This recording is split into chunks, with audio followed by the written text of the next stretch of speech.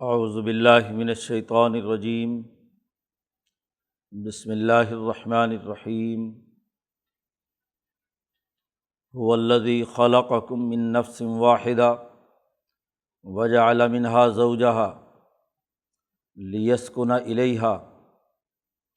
فلما تغشاها حملت حملا خفیفا فمرت به فلما اثقلت دعوا اللہ ربہما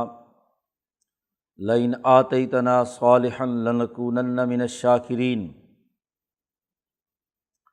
فلما آتاہما صالحا جعلا لہ شرکاء فیما آتاہما فتعالی اللہ عما یشرکون ایشرکون ما لا یخلق شیئا وہم یخلقون ولا یستطیعون لهم نصرا ولا انفسهم ینصرون وإن تدعوهم إلی الہدی لا یتبعوکم سواء علیکم ادعوتموہم ام انتم صامتون ان الذین تدعون من دون اللہ عباد امثالکم فادعوہم فلیستجیبوا لکم ان کنتم صادقین الہم ارجل یمشون بہا ام لہم ایدی یبطشون بہا ام لہم اعین یبصرون بہا ام لہم آذان یسمعون بہا قل ادعوا شرکاءکم ثم کیدون فلا تنظرون ان ولیی اللہ الذی نزل الکتاب وہو یتولی الصالحین والذین تدعون من دونہ لا یستطیعون نصرکم ولا انفسهم ینصرون وإن تدعوہم الی الہدی لا یسمعوا وتراہم ینظرون الیک وہم لا یبصرون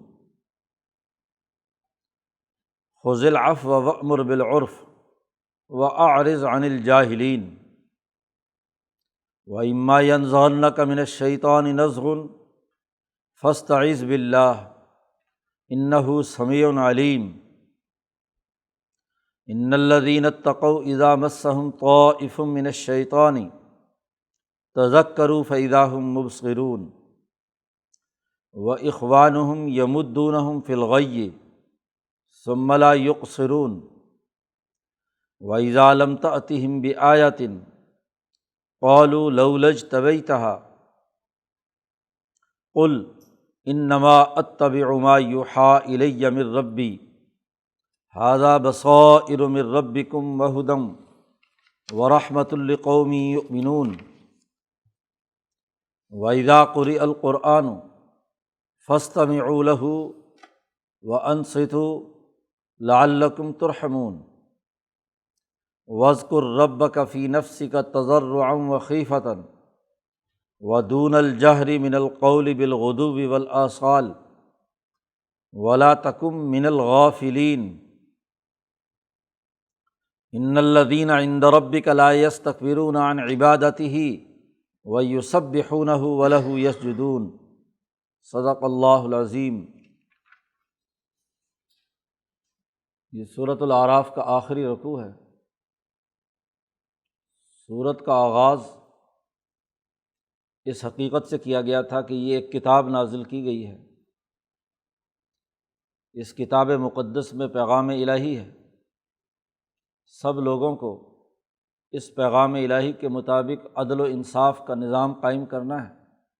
شرک کفر سے ہٹ کر اللہ کی توحید اور اللہ کے ساتھ تعلق قائم کرنا ہے، اور اس کے لیے آدم علیہ السلام سے لے کر حضور اقدس صلی اللہ علیہ وسلم تک انبیاء علیہم السلام کے واقعات بیان کیے ہیں۔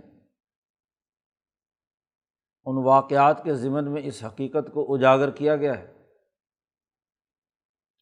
کہ اللہ سے تعلق اور انسانیت کی خدمت یہ انبیاء علیہم السلام کا طریقہ کار رہا ہے۔ ظالموں اور متکبروں کے مقابلے پر انبیاء کی جد و جہد رہی ہے۔ قوم عاد، قوم ثمود قوم لوط، قوم شعیب، قوم موسیٰ، ان تمام کے انجام سے باخبر کیا گیا ہے۔ اب سورت ختم ہو رہی ہے، تو اس سورت کے اختتام پر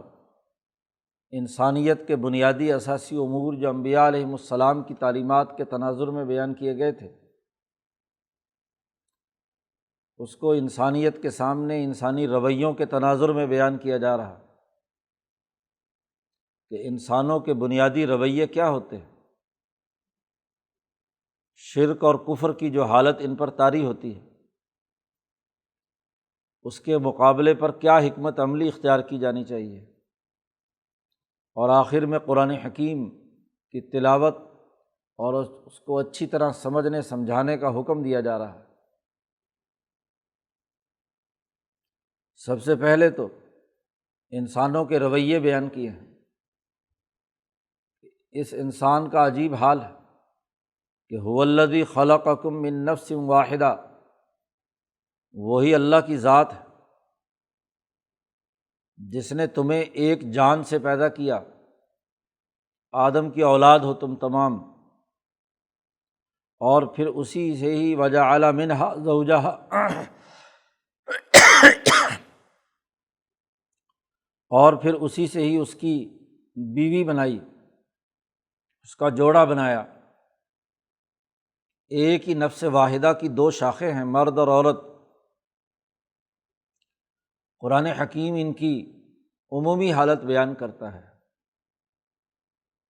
جب یہ جوڑا بنا اس لیے کہ لیسکن الیہا، تاکہ وہ اس سے سکون حاصل کرے، اطمینان اور آرام، ایک دوسرے کی ضروریات کا لحاظ رکھیں۔ فلما تغشاہا، جب مرد نے عورت کو ڈھانپا تو حملت حملا خفیفا، تو عورت کو حمل ہوتا ہے اور ابھی اس کا کوئی بوجھ نہیں ہوتا، ہلکا حمل۔ فمرت بہ، اور وہ آسانی سے ادھر ادھر آتی جاتی رہتی ہے، چلتی پھرتی ہے۔ ابتدائی حمل کے زمانے میں اسے کوئی تکلیف نہیں ہوتی، لیکن فلما اثقلت، جیسے جیسے وقت گزرتا ہے اور وہ اس کا پیٹ بھاری ہونا شروع ہوتا ہے، تو اس وقت دونوں مرد اور عورت، شوہر اور بیوی، دعوا اللہ، تثنیہ کا صیغہ ہے، دونوں پکارتے ہیں اللہ کو، ربہما، اے ہمارے رب، لئن آتیتنا صالحا، اگر تو نے ہمیں صحت مند اور اچھا اور بہتر بچہ عطا کر دیا، صالحا، صحت اور جسمانی اعتبار سے صحیح اور سالم، ناقص اور ادھورا نہیں۔ یہ ہر جوڑے کی بات ہے، مسلمان ہو، ہندو ہو، سکھ ہو، عیسائی ہو، تمام کے تمام۔ جب عورت بوجھل ہوتی ہے، بچے کی پیدائش کا وقت قریب آتا ہے، تو آخری مہینوں میں دونوں مل کر اللہ کو دل سے پکارتے ہیں کہ لئن آتیتنا صالحا، اگر تو نے ہمیں صحت مند اچھا بچہ دے دیا تو لنکونن من الشاکرین، تو ہم ضرور بالضرور تیرا شکر ادا کرنے والوں میں سے ہوں گے۔ خاص طور پر جب پہلا بچہ مرد اور عورت کے پیدا ہوتا ہے تو اس وقت یہ دعائیں عروج پر ہوتی ہیں، اللہ کی طرف متوجہ ہوتے ہیں، اے اللہ یہ بچہ پیدا ہو جائے صحیح سالم،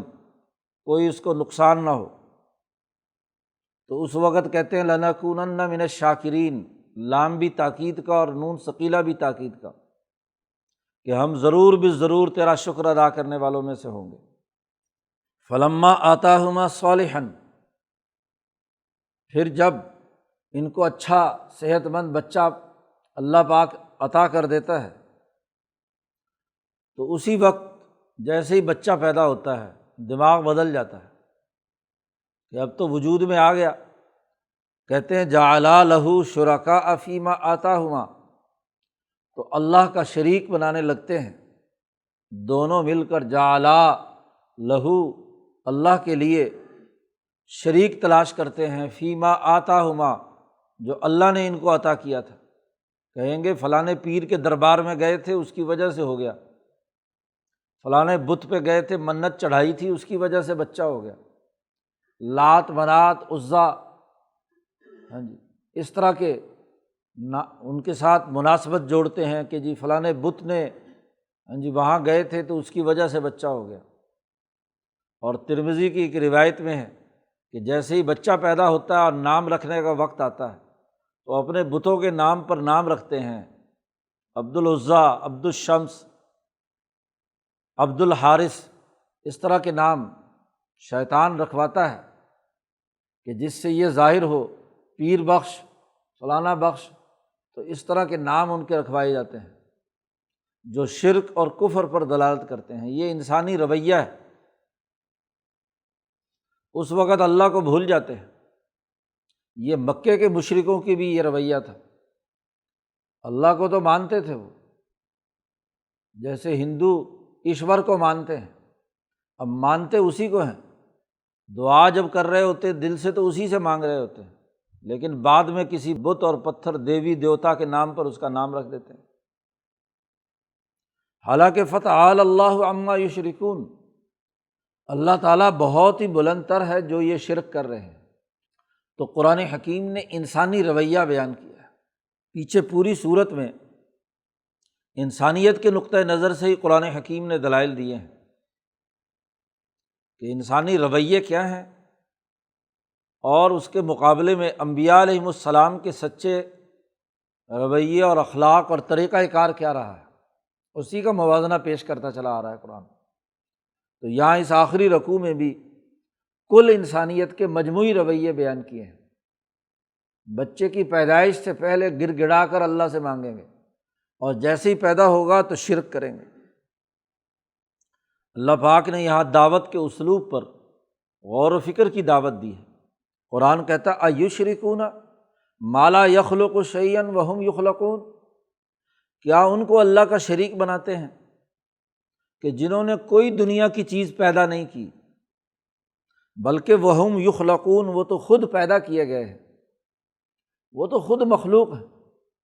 تو بھلا مخلوق کسی کو کیا پیدا کرے گی؟ تو کیسے یہ پتھر اور بت اور انسانوں اور دوسرے لوگوں کو جو خود مخلوقات ہیں، ان مخلوقات کو کیا ہے اللہ کا شریک ٹھہراتے ہیں۔ ان پتھروں کے بتوں کا حال تو یہ ہے، لا یستطیعون لہم نصرا، یہ تو ان کی ذرا سی بھی مدد کرنے کی طاقت نہیں رکھتے، استطاعت نہیں رکھتے۔ ولا انفسہم ینصرون، یہ دوسرے کی کیا مدد کریں گے، یہ تو خود اپنی مدد نہیں کر سکتے۔ ان بتوں کو چڑھاوے چڑھاتے ہو، پیر صاحب جو قبر میں لیٹے ہوئے ہیں ان کی قبر پر جا کر مٹھائیاں رکھتے ہو، اس مٹھائی کو مکھی کھا جائے، من یسلبہم الذباب شیئا لا یستنقذوہ منہ، ایک مکھی وہاں بیٹھ کر بھنبھناتی ہے اور مٹھائی کھاتی ہے، یہ تو مکھی تو اڑا نہیں سکتے۔ کوئی قبر میں موجود انسان، وہ بھی دنیا سے جا چکا، وہ بھلا اس مٹھائی سے مکھی اڑا سکتا ہے؟ یہ کوئی پتھر کے بت جو ہیں یہ کوئی مکھی اڑا سکتے ہیں؟ یہ تو خود اپنی مدد نہیں کر سکتے کہ ان کا مال دوسرے لوگ اٹھا کر کھا رہے ہیں۔ وَإِن تَدْعُوهُمْ إِلَى الْهُدَىٰ لَا يَتَّبِعُوكُمْ، ان لوگوں کا عجیب حال ہے کہ جن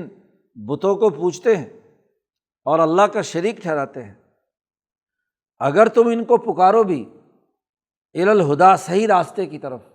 تو ان کے اندر بت پرستی اتنی پیدا ہو چکی ہے، لا یتبعوکم،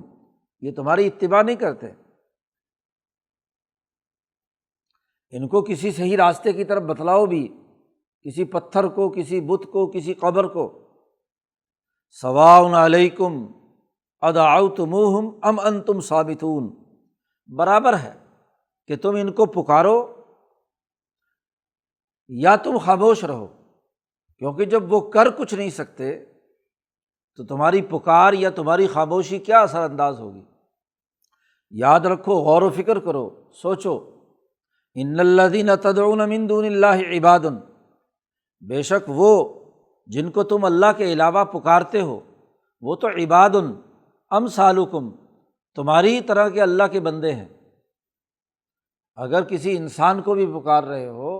تو وہ بھی تمہاری طرح کا ایک بندہ ہے، اپنے جیسے آدمی کو پکارتے ہو اللہ کے مقابلے میں۔ فادعوہم، ان کو پکارو، فلیستجیبوا لکم ان کنتم صادقین، انہیں چاہیے کہ وہ تمہاری مدد کریں، تمہارا جواب دیں اگر تم سچے ہو۔ کبھی قبر سے آتا ہوا جواب سنا ہے تم نے؟ کبھی کسی پتھر کے بت سے تم نے جواب سنا ہے؟ جب یہ جواب نہیں دیتے تو تمہاری مدد کیسے کریں گے؟ اور پھر جو مدد نہیں کر سکتے وہ تمہارے لیے ایک نیا بچہ پیدا کیسے کر کے دکھائیں گے؟ قرآن کہتا ہے الہم ارجل یمشون بہا، کیا ان پتھروں کے بتوں کے پاؤں ہیں جس سے یہ چلتے ہیں؟ ام لہم ایدی یبطشون بہا، کیا ان کے کوئی ہاتھ ہیں جس سے یہ پکڑتے ہیں؟ سوچو، ام لہم اعین یبصرون بہا، کیا ان کی آنکھیں ہیں جس سے یہ دیکھتے ہیں؟ یہ تو پتھر کی مورتیاں تم نے ہاتھ سے تراش کر کھڑی کر دی، کسی قبر کے اوپر کسی پیر صاحب کی تصویر لگا دی، کیا اس میں اب چلنے کی طاقت ہے اس تصویر میں؟ کیا ان کے ہاتھوں میں کوئی گرفت ہے؟ کیا ان کی آنکھیں کوئی دیکھ رہی ہیں؟ ام لہم آذان یسمعون بہا، ان کے کوئی کان ہیں جس سے یہ سن رہے ہوں؟ قل، اے محمد صلی اللہ علیہ وسلم کہہ دیجئے کہ اپنے ان تمام بتوں کو، شرکاء کو میرے مقابلے میں بلا لو۔ یہ چیلنج حضور نے اس وقت دیا جب حضور صلی اللہ علیہ وسلم ان کے بتوں کا یہ نقشہ کھینچ کر بتلاتے تھے کہ جو خود اپنی مدد نہیں کر سکتے، جو چل نہیں سکتے، جو پکڑ نہیں سکتے، جو دیکھ نہیں سکتے، جو سن نہیں سکتے، ان کو اللہ کا شریک کیسے ٹھہرا رہے ہو؟ تو آگے سے کہتے تھے، دوسری قرآن پاک نے دوسری جگہ پر رکھا وَيُخَوِّفُونَكَ بِالَّذِينَ مِن دُونِهِ، اللہ کو چھوڑ کر ان بتوں سے آپ کو ڈراتے ہیں کہ اوہو ہمارے بتوں کو برا بھلا مت کہنا ورنہ عذاب آ جائے گا۔ پیر صاحب کی توہین کر رہے ہو، ہماری قبروں کی توہین کر رہے ہو، ہمارے بتوں کی توہین کر رہے ہو۔ تو حضور کو یخوفونک، آپ کو یہ ڈراتے ہیں، بالذین من دونہ، جو اللہ کے علاوہ یہ لوگ ہیں سارے کے سارے، ان سے ڈراتے ہیں کہ جی یہ قبر والے نے بد دعا کر دی تو تمہارا بیڑا غرق ہو جائے گا، یہ اس پتھر نے تمہارے خلاف کوئی بات کر دی تو تمہارا کباڑا ہو جائے گا۔ تو آپ کو ڈراتے ہیں، یخوفونک۔ تو نبی اکرم صلی اللہ علیہ وسلم سے کہا جا رہا ہے آپ ان سے کہہ دیجئے، قل، پکارو اپنے شرکاء کو، بلاؤ، ثم کیدونی، اور پھر میرے خلاف وہ سارے بت مل کر داؤ کھیلیں، مکر کریں، تدبیر کریں، کیدونی، میرے خلاف آ کر جتنا بھی ان سے ہو سکتا ہے، جو مکر و فریب، کوئی دھوکہ، کوئی بد دعا، کچھ بھی وہ کرنا چاہتے ہیں، کھلا چیلنج ہے، وہ کریں، اور یہاں تک کریں کہ فلا تنظرونی، تو مجھے جو ہے مہلت بھی نہ دیں، کوئی ڈھیل نہ دیں، جتنے ممکن ان سے جادو ٹونے، دعائیں، بد دعائیں، جو بھی کچھ ہو سکتا ہے وہ کریں۔ تو حضور نے بھی مقابلے پر چیلنج دیا کہ تم مجھے ان پتھروں سے ڈراتے ہو، ان کی بد دعاؤں سے ڈراتے ہو۔ قل، آپ کہہ دیجئے کہ لاؤ، بلاؤ سب، اب میرے خلاف مکر و فریب جو کرنا چاہتے ہیں، جو داؤ کھیلنا چاہتے ہیں، کھیلیں۔ بات کیا ہے؟ ان ولی اللہ، میرا حمایتی تو اللہ ہے، تمہارے یہ بت کیا کریں گے؟ کائنات کا نظام چلانے والا تو اللہ تبارک و تعالیٰ ہے، اور میرا دوست ہے، میرا حمایتی ہے، میرا تحفظ کرتا ہے، وہ اللہ ہے، الذی نزل الکتاب،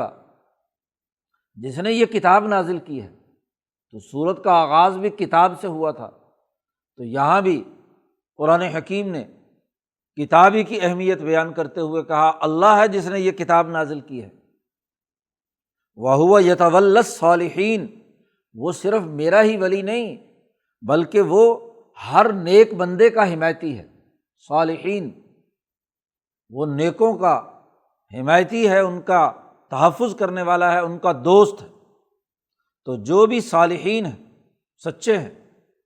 وہ تو اللہ کی طرف پکارتے ہیں۔ کوئی پیر اگر سچا ہے تو وہ اللہ کی طرف پکار رہا ہے، وہ اپنی طرف تھوڑی دعوت دیتا ہے۔ پیچھے آ چکا ہے کہ ما کان لبشر کسی انسان کے لیے یہ جائز نہیں ہے، اور کسی نبی کے لیے یہ جائز نہیں، کسی ولی کے لیے جائز نہیں ہے کہ لوگوں کو دعوت دے کر کہے کہ تم مجھے پکارو یا میری بات مانو، میرے ساتھ تعلق قائم کرو۔ نہیں، وہ تو یہ کہتا ہے کونو ربانیین، اللہ والے بن جاؤ، رب والے بن جاؤ۔ وہ اپنی طرف کونو عباد لی یہ کبھی کسی نے نہیں کہا کہ میرے بندے بن جاؤ، جو سچے اور صحیح صالح لوگ ہیں۔ تو وہ پیر صاحب جو دنیا سے چلے بھی گئے اور لوگوں کو اللہ کی طرف جوڑ رہے تھے، آج ان کے بعد ان کی قبر کو تم پوج رہے ہو۔ انہوں نے تو کبھی زندگی میں یہ بات نہیں کہی، کبھی یہ نہیں کہا کونو عباد لی، انہوں نے تو کہا کونو ربانیین، رب والے بن جاؤ۔ تو ایسے نیک لوگوں کا حمایتی وہی اللہ ہے۔ والذین تدعون من دونہ، وہ جن کو تم اللہ کو چھوڑ کر پکار رہے ہو، جن بتوں کو، لا یستطیعون نصرکم، وہ تمہاری کوئی مدد کرنے کی طاقت نہیں رکھتے۔ میرا اللہ تو میری مدد کرنے کی طاقت اور قدرت رکھتا ہے، میرا اللہ تو میرے حمایتی ہے، اسی نے مجھ پر یہ کتاب نازل کی ہے، وہی نیک لوگوں کا حمایتی ہے۔ تمہارے بت جو ہیں وہ تمہیں کوئی مدد نہیں پہنچا سکتے، کوئی طاقت نہیں رکھتے۔ ولا انفسہم ینصرون، اور دوبارہ پھر کہا کہ وہ تو اپنی مدد نہیں کر سکتے، تمہاری مدد کیا کریں گے۔ وَإِن تَدْعُوهُمْ إِلَى الْهُدَىٰ لَا يَسْمَعُوا، اور اگر تم بتوں کو سیدھا راستہ دکھانے کی بھی کوشش کرو کہ بھئی ادھر سے آ کر ہماری مدد کرنا، تو لا یسمعوا، وہ سن نہیں سکتے۔ زیادہ سے زیادہ وَتَرَاهُمْ يَنْظُرُونَ إِلَيْكَ وَهُمْ لَا يُبْصِرُونَ، وہ جو تم نے جعلی آنکھیں ان کی بنائی ہوئی ہیں بتوں کی، آپ ان کو دیکھتے ہیں کہ وہ ينظرون إليك، کہ وہ ان بظاہر آنکھوں سے وہ پتھر کے بت ڈیلے پھاڑ پھاڑ کر آپ کو دیکھ رہے ہیں، حالانکہ وَهُمْ لَا يُبْصِرُونَ، ان میں بصارت اور روشنی نہیں ہے۔ وہ تو ویسے ہی مصنوعی آنکھ بنا کر، یا کسی پیر صاحب کی تصویر لگا رکھی ہے تو اس کی آنکھیں کھلی ہوئی ہوں تو وہ ظاہری طور پر تو دیکھ رہی ہیں، لیکن لا یبصرون، حقیقت میں وہ دیکھ نہیں رہی۔ اب قرآن حکیم چونکہ دعوت کے اسلوب پر ہے تو غور و فکر کی دعوت دی ہے۔ ذرا سوچو سمجھو، ایک وہ خدا ہے جو ہر جگہ پر تمہاری مدد کرتا ہے۔ تمہاری اولاد پیدا ہوتی ہے تو اللہ سے دعا مانگ کر اس کی حفاظت کی تم اللہ سے دعا کرتے ہو، اور پھر اس سے شکر ادا کرنے کا کہہ کر دعا مانگتے ہو۔ تو اس خدا کو چھوڑ کر ایک طرف وہ ہیں کہ جو حرکت نہیں کر سکتے، نہ پاؤں ہیں، نہ کان ہیں، نہ ہاتھ ہیں، کوئی چیز بھی تو نہیں۔ ذرا غور و فکر کرو۔ اب یہ دعوت دینے کے بعد قرآن نے کہا نبی اکرم صلی اللہ علیہ وسلم سے کہ خذ العفو، ان کو درگزر کرو، کیونکہ سختی اور تشدد غور و فکر کے راستے کی رکاوٹ بن جاتی ہے۔ اگر ان کو ضد میں مبتلا کیا جائے، عقل اور شعور کی دعوت دیں اور دینے کے بعد کچھ وقفہ دے، فوری طور پر ایکشن لینا، مشرک ہو گئے، کافر ہو گئے، مار دو، قتل کر دو، یہ کر دو، وہ کر دو، تو اس سے دعوت تو نہیں چلتی۔ یہ غور و فکر کی دعوت دینے کے بعد قرآن نے کہا خذ العفو، اے محمد صلی اللہ علیہ وسلم ان کو معاف کرو، درگزر کرو۔ وَأْمُرْ بِالْعُرْفِ، اور جو صحیح اور نیکی کی بات ہے اس کا حکم دیتے رہو، ایک دفعہ نہیں، دو دفعہ نہیں، تین، ایک دفعہ دعوت دی، دوسری دفعہ دی، تیسری دفعہ دی، سمجھانے کا کام جاری رکھو۔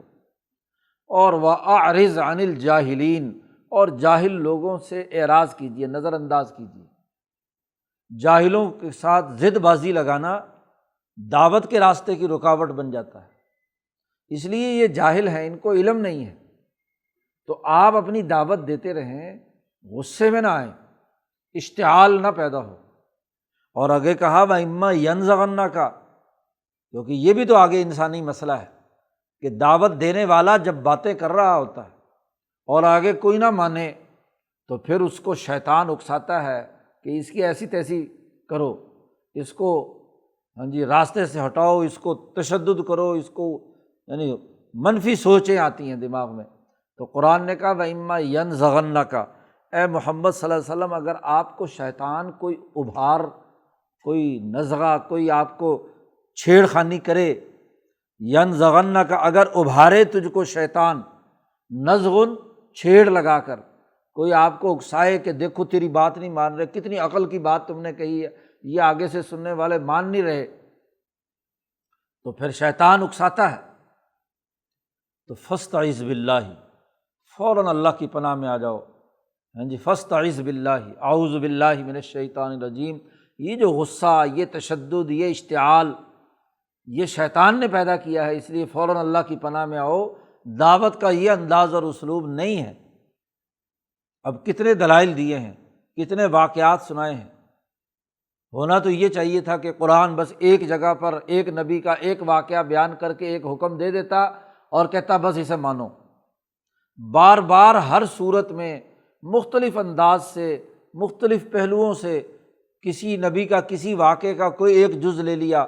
اسے دہرایا، کہیں کسی اور واقعے کو ایک اور انداز میں بیان کیا، بار بار دہراتا ہے صورتوں میں، اس لیے کہ دعوت کا یہی انداز اور اسلوب ہے۔ اس میں لڑائی بھڑائی اور تشدد اور نفرت اور دوسرے کو نیچا دکھانے کی ضد بازی جو ہے یہ خرابی پیدا کرتی ہے۔ فاستعذ باللہ، اللہ کی پناہ مانگیے، انہ سمیع علیم، بے شک اللہ تعالیٰ انتہائی سننے والا ہے اور جاننے والا ہے۔ جیسے ہی آپ اعوذ باللہ من الشیطان الرجیم پڑھیں گے تو اللہ آپ کو محفوظ کرے گا اور جو صحیح اور درست راستہ ہوگا اس کو اختیار کرنے کی توفیق دے گا۔ پھر آگے ایک قانون اور ضابطہ بتلا دیا کہ ہر متقی آدمی کا یہی معاملہ ہے کہ ان الذین اتقوا اذا مسهم طائف من الشیطان، بے شک متقی لوگ جب ان کو شیطانی جماعت، شیطان کا کوئی طائفہ، کوئی گزر وہاں سے ہوتا ہے اور وہ چھوتا ہے، شیطانی خیال ان کے اوپر سے گزرتا ہے، شیطان کا کوئی وسوسہ ان پر آتا ہے، کوئی سامراجی طاغوتی قوتیں ان کو بچلانا چاہتی ہیں، شیاطین الانس والجن، انسانوں میں سے شیطان اور جنات میں سے شیطان، وہ اس کو جب اکساتے ہیں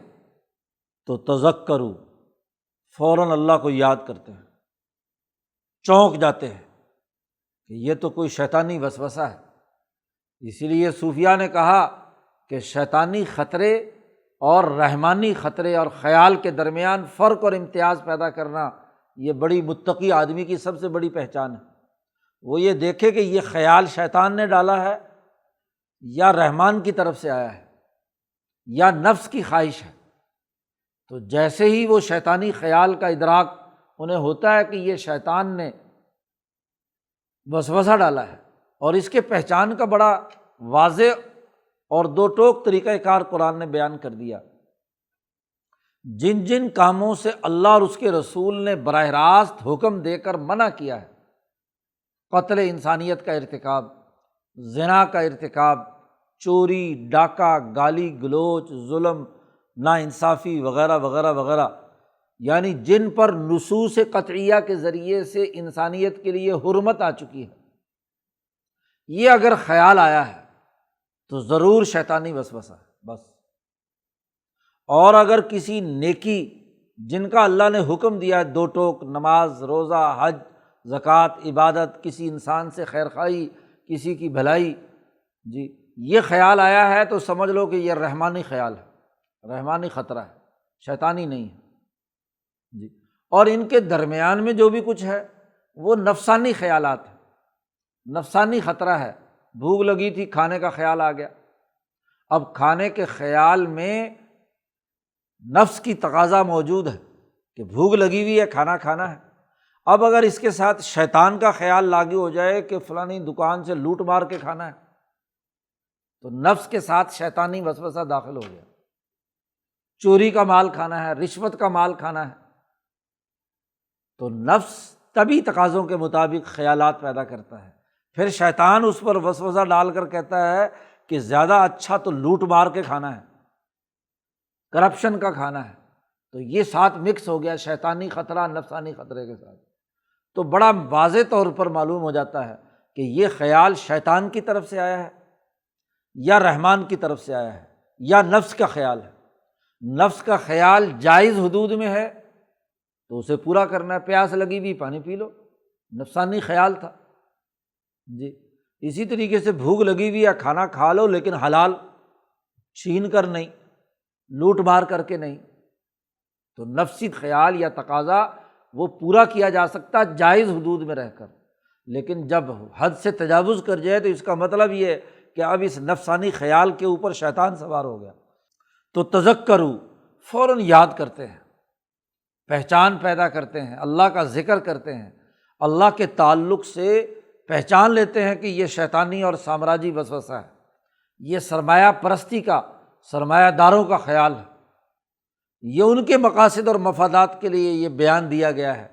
یہ قانون بنایا گیا ہے، یہ سسٹم بنایا گیا ہے۔ تو ظلم، لوٹ مار، بد اخلاقی کے تمام چیزیں وہ شیطانی خیالات، تو فوراً چونک جاتے ہیں، ہاں جی، تذکروا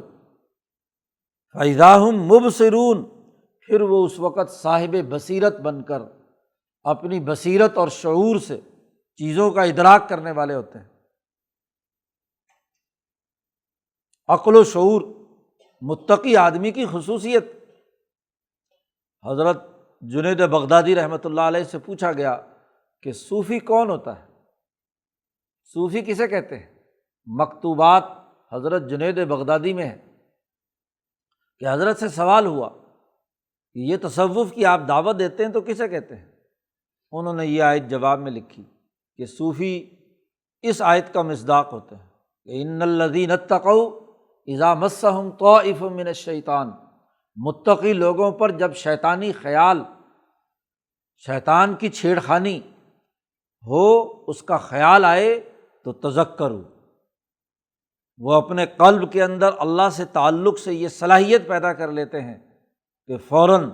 اللہ کے ذکر کے نتیجے میں چونک جاتے ہیں کہ یہ شیطانی وسوسہ ہے،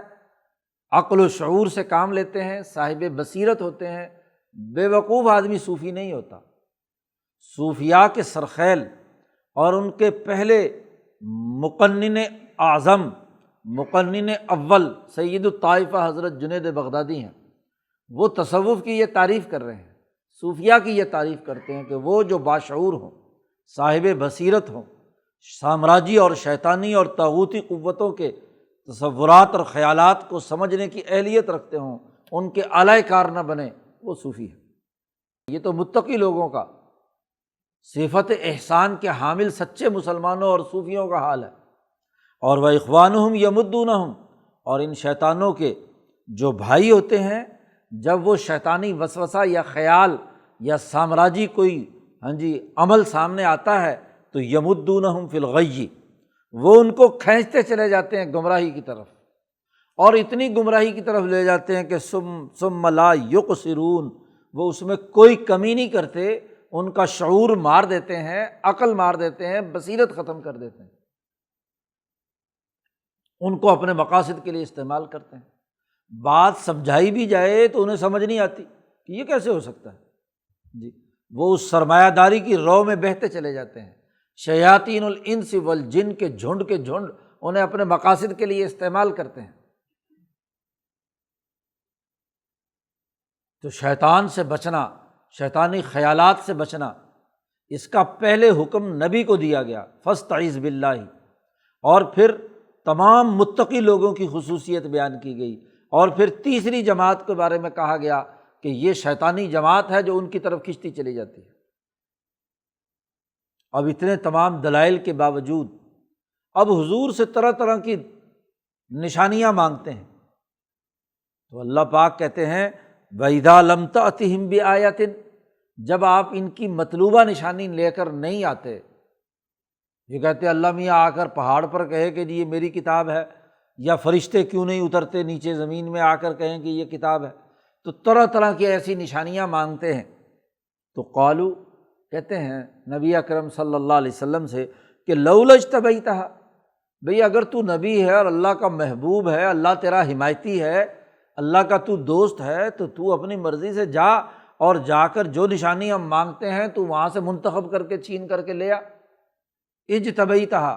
کیوں نہیں تو لے کر آ جاتا منتخب ہو کر؟ تب پتہ چلے گا کہ تم بڑے پہنچی ہوئی سرکار ہو، کوئی ولی ہو، کوئی نبی ہو، تو جاؤ اور جا کر جو نشانی ہم نے مانگی ہے وہ لے آؤ۔ نبی اکرم صلی اللہ علیہ وسلم سے کہا جا رہا ہے قل، کہہ دیجئے، ایسا نہیں ہوتا، انما اتبع ما یوحی الی من ربی، میں تو پیروی کر رہا ہوں، اتباع کرتا ہوں اس کی جو اللہ پاک نے میری طرف وحی کی ہے، میرے رب نے۔ اب میرا اللہ حمایتی ہونے کا یہ مطلب نہیں ہے کہ میں مختار کل خود ہو گیا، ہاں جی، کہ میں جو چاہوں جا کر وہاں سے اٹھا کر لے آؤں، نہیں، میں اللہ کا فرما بردار بندہ ہوں، میں تو صرف وہی کام کروں گا جو اللہ نے میری طرف وحی کی ہے۔ اور باقی تم نشانیاں ادھر ادھر کی مانگتے ہو، ذرا سوچو، ھذا بصائر من ربکم، یہ قرآن خود ایک بہت بڑی نشانی ہے جو تمہارے رب کی طرف سے بڑی بصیرت والی بات، سوجھ بوجھ کی، شعور کی، عقل کی بات بتلا رہا ہے، اس سے بڑی بھی کوئی نشانی ہوتی ہے؟ بھلا جو آدمی عقل و شعور سکھائے، بصیرت افروز باتیں کرے، ہاں جی، سمجھ بوجھ پیدا کرے، اس سے بڑی نشانی اور کیا ہو سکتی ہے؟ ایک آدمی ہے جو ادھر ادھر کی جہالت کی باتیں کرتا ہے، حماقت کی گفتگو کرتا ہے، بے عقلی کی اور بے شعوری کی باتیں کر رہا ہے، اور ایک وہ ہے جو عقل و شعور کی بات کر رہا ہے، تو آپ دیکھو کہ اس سے بڑی نشانی اور کیا ہے؟ ھذا بصائر من ربکم، یہ تمہارے رب کی طرف سے بصیرت افروز باتیں ہیں جو قرآن میں آئی ہیں، وہدن، اور ہدایت بھی دیتی ہیں، اور ورحمہ، اور رحمت بھی ہیں اس قوم کے لیے جو ان بصیرت والی آیات پر ایمان رکھتے ہیں۔ جو ایمان لائے گا انہی کے لیے ہدایت ہے، جو مانے گا ہی نہیں تو اس کے لیے کیا ہدایت ہو؟ اب قرآن کی حقانیت ثابت کر دی، آغاز کیا تھا کتاب انزلناہ، ہم نے یہ کتاب نازل کی تھی تاکہ انسانوں کو ظلمات سے نکال کر روشنی کی طرف لائے۔ تو قرآن حکیم نے اس سورت کے اختتام پر کہا وَإِذَا قُرِئَ الْقُرْآنُ، جب قرآن حکیم کی تلاوت کی جائے تو دو ذمہ داریاں ہیں تمہاری، قرآن پڑھا جائے، اس کے مطالب اور مفاہیم بیان کیے جائیں تو فاستمعوا، کان لگا کر توجہ سے سنو۔ ان پتھروں اور بتوں کے تو کوئی کان نہیں تھے، ہاں جی، جن کو تم پکارتے ہو، لیکن جب اللہ کا کلام، اللہ کی آیات، اللہ کی یہ کتاب مقدس تلاوت کی جائے تو فاستمعوا لہ، تو پوری توجہ سے اس کو سنو، اور نہ صرف سنو بلکہ دوسرا حکم دیا وانصتوا، اور بالکل خاموش رہو۔ انسان کی صلاحیتیں ایک وقت میں ایک کام کرتی ہیں، جب آدمی بول رہا ہوتا ہے تو کسی کی بات سن نہیں رہا ہوتا، اور جب توجہ سے سن رہا ہو اور بولے نا تو بات درست تناظر میں سمجھ میں آتی ہے۔ تمام دماغی، ذہنی، جسمانی صلاحیتیں ایک کام پر فوکس ہو جائیں تو پھر وہ توجہ سے کیا ہے، اثر انداز ہوتی ہے۔ جس آدمی نے لیکچر توجہ سے سنا ہی نہیں سنا کلاس کے اندر، اس کو کیا بات سمجھ میں آئے گی؟ ایک تو کان لگا کر سننا، توجہ سے سننا، اپنی ذہنی عقلی صلاحیتوں کو اس کی طرف متوجہ رکھنا کہ بات کیا ہو رہی ہے، اور دوسرا زبان سے خاموش ہونا۔ آپس میں کھسر پھسر لگی ہوئی ہے، ہاں جی، طالب علم بیٹھے، خاص طور پر پچھلے بینچوں میں بیٹھے ہوئے آپس میں ہی باتیں کر رہے ہوتے ہیں، ادھر ادھر کی کانا پھوسی کر رہے ہوتے ہیں، تو بات کرنے کے دوران لیکچر سمجھ میں نہیں آ سکتا، بات سمجھ میں نہیں آ سکتی۔ دو باتیں لازمی ہیں، ایک فاستمعوا لہ وانصتوا، اور دو باتیں اگر تم کرو گے تو لعلکم ترحمون، تاکہ تم پر رحم کیا جائے۔ رحمت تب نازل ہوگی، پیچھے کہا تھا یہ کتاب رحمت والی ہے، کہ جب مکمل طور پر توجہ سے سننا اور خاموش رہنا۔ اسی سے فقہا نے نماز کے اندر اس قانون اور ضابطے کو اخذ کیا کہ نماز میں بھی ضروری ہے کہ جب امام قرات کر رہا ہو تو تمام مقتدی توجہ سے سنیں اور خاموش رہیں۔ اگر لوگ اپنی اپنی صورتیں پڑھنا شروع کر دیں، اپنی اپنی آیات پڑھنا شروع کر دیں تو قرآن جو قاری پڑھ رہا ہے وہ کیا سمجھ میں آئے گا؟ تو یہاں قرآن نے کہا جب بھی، جس حالت میں بھی، قرئ القرآن، قرآن پڑھا جا رہا ہو، نماز میں ہو یا نماز کے باہر ہو، اس لیے اس کو توجہ سے سنو۔ غفلت سے سننا بہت بڑا جرم۔ حضرت اقدس مولانا شاہ عبد العزیز رائے پوری رحمۃ اللہ علیہ اس پر بڑے سخت ناراض ہوتے تھے کہ جب کسی اجتماع میں لوگوں کی خاموشی کے بغیر شور شرابہ ہو رہا ہے اور سپیکر میں قرآن کی تلاوت شروع ہو گئی، حضرت فرماتے تھے خاموش کرانے کے لیے قرآن استعمال کرتے ہو؟ پہلے قرآن کی تلاوت کا اعلان کیا جائے کہ تلاوت ہوگی، سب لوگ خاموش ہو جائیں، بالکل سکون کی حالت میں ہوں اور متوجہ ہو جائیں، ادھر بولنا بند کر دیں، پھر قرآن کی تلاوت شروع کی جائے تو تب تو اس کا اثر ہوتا ہے۔ اور اگر توجہ نہیں ہے، غفلت ہے، شور شرابہ ہو رہا ہے اور اسی میں تلاوت بھی ہو رہی ہے جلسے کے شروع میں، تو یہ تو کیا ہے، جلسہ کیا ہوا؟ اگر زیادہ ہی ہے تو پھر کسی کو پہلے تقریر کروایا کرو تاکہ خاموش ہو جائیں۔ اب مقرر صاحب اپنی تقریر میں تو بولنے کسی کو دیتے نہیں، وہاں تو کہتے ہیں بالکل خاموش، ہاں جی چپ ہو جاؤ، تو وہاں تو کہتے ہیں میری بات توجہ سے سنو، اور جب اللہ کا کلام سنایا جا رہا ہو تو پھر اس وقت کوئی پرواہ نہیں، خود بھی گفتگو کر رہے ہوتے ہیں۔ تو پورے تمام لوگ جو اس مجلس میں جہاں قرآن پڑھنا مطلوب ہے وہ سب پوری توجہ سے خاموشی کے ساتھ قرآن سننے کے لیے تیار ہوں تو پھر قرآن پڑھا جائے۔ حضرت فرماتے تھے اگر اس کے علاوہ پڑھا جا رہا ہے تو اس کا مطلب یہ ہے کہ قرآن کی کوئی عظمت اور کوئی جلال، کوئی ہیبت تمہارے دلوں میں نہیں ہے، تم قرآن کو اپنے خاموشی کرنے کے لیے استعمال میں لاتے ہو۔ وَاذْكُرْ رَبَّكَ فِي نَفْسِكَ، اور صرف قرآن ہی نہیں، قرآن فائدہ تب دیتا ہے، اس میں موجود جو قوانین اور آیات اور اللہ کا ذکر ہے، کلمہ طیبہ لا الہ الا اللہ کا ذکر ہے، نبی سے کہا جا رہا ہے کہ اے محمد صلی اللہ علیہ وسلم وَاذْكُرْ رَبَّكَ، اپنے رب کا ذکر کیجیے، فی نفسی کا، اپنے دل میں گر گڑاتے ہوئے، تضرعاً اللہ کے سامنے گر گڑا کر، وخیفتاً اور اللہ کا ڈر خوف دل میں رکھتے ہوئے، ودون الجہر من القول، اور بہت چیخ چلا کر نہیں، درمیانے درجے کی، من القول دون الجہر من القول، جو آدمی چیخ چلا کر بول رہا ہے اس سے کم درجے کا جہر ہو۔ جی جن بزرگوں کے ہاں جہر ہے بھی وہ چیخنے چلانے والا نہیں ہے، بلکہ درمیانی آواز کے ساتھ۔ اور دوسری جگہ پر کہا سرن،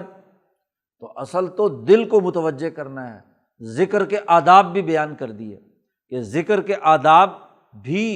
یہ پیش نظر رہنے چاہیے کہ جب تم ذکر کرو، ایک تو بڑا ذکر کا تعلق قلب سے ہے، زبان سے لا الہ الا اللہ لا الہ الا اللہ کر رہا ہے یا اللہ اللہ کر رہا ہے اور دل متوجہ نہیں ہے،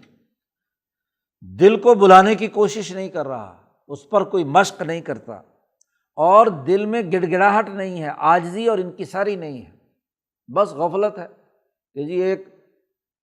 پھٹیک لگا دی گئی ہے کہ جی میں نے ذکر کرنا ہے تو اس لیے مصیبت میں پڑا ہوا ہے۔ نہیں، ذکر پوری توجہ سے گڑ گڑا کر اللہ کے سامنے عجز و انکساری سے، اور خیفتاً، اور اللہ کا پاک کلام، میں ناپاک آدمی، میرا ہاں جی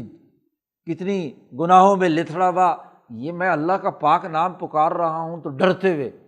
خوف کی حالت میں، اللہ کا خوف اور اس کا رعب، اس کی عظمت و جلال، اس کی عظمت ہاں جی ہیبت وہ اس کے دماغ میں ہو، تب تم ذکر کرو۔ اور ذکر بھی دونوں وقت کہا، بالغدو والآصال، صبح بھی اور شام بھی، ایک وقت کا ذکر نہیں ہے، صبح فجر کے وقت بھی۔ اسی لیے ہاں جی امام شاہ ولی اللہ دہلوی نے صبح جلدی اٹھ کر جو ذکر، تباشیر الصبح کا ذکر جو ہے وہ سب سے زیادہ فائدہ مند ہوتا ہے،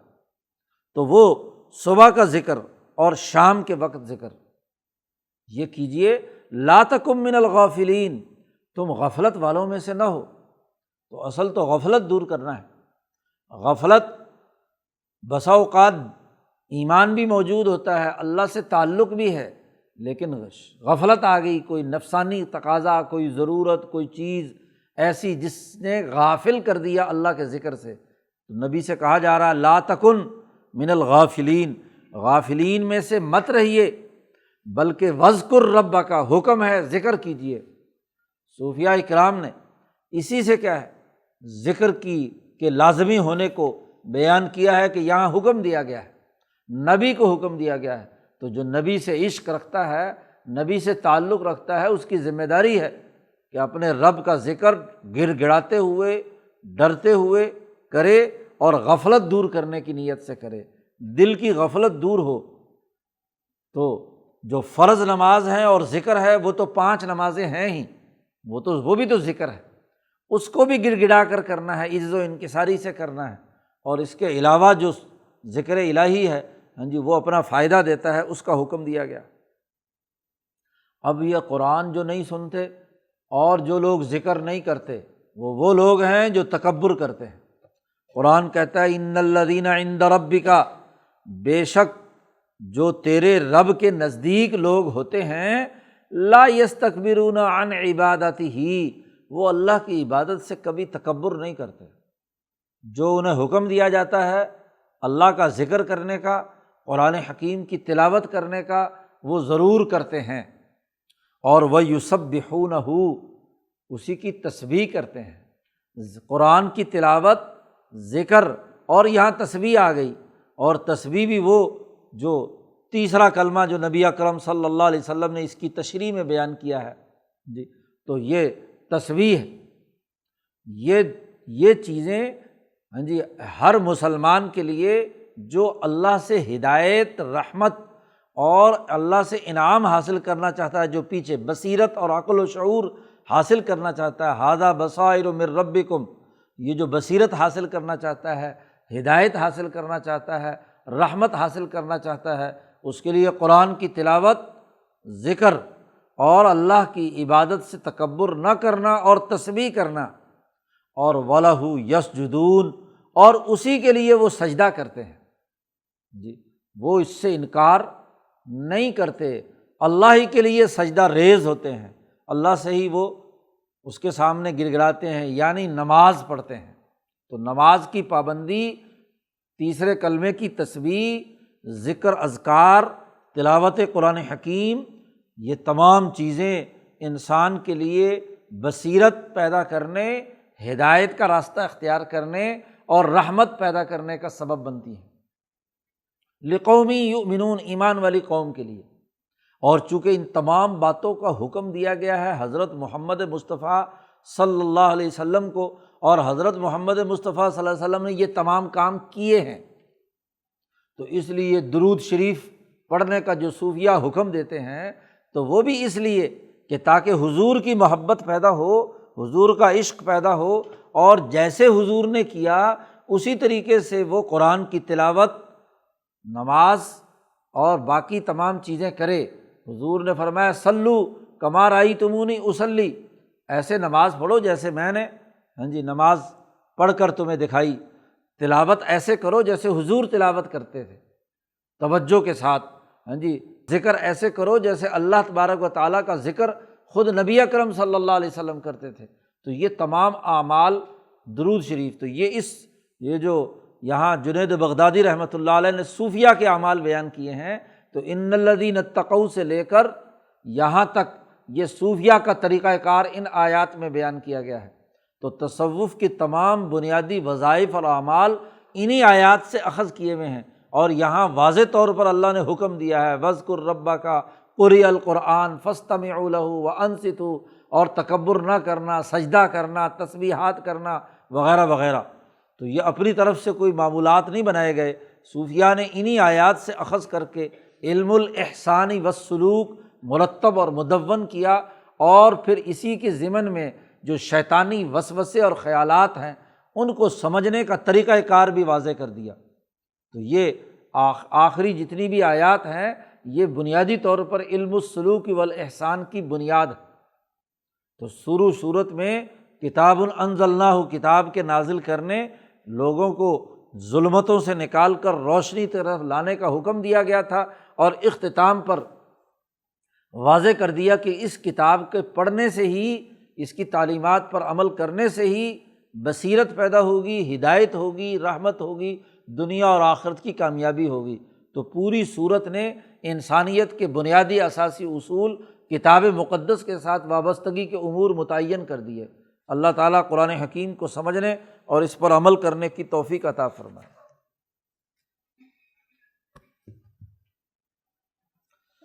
اللہم صلی